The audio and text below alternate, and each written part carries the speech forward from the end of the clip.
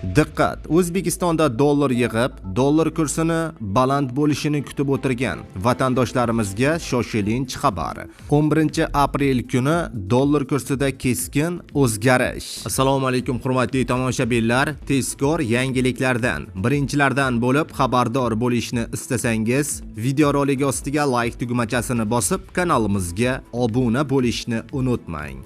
Like bosgan insonni Xudoyim doim qo'llasin. Diqqat qiling, Markaziy bank xorijiy valyutalarning o'zbek so'miga nisbatan 11-aprel kuni amalda bo'ladigan yangi qiymatini e'lon qildi.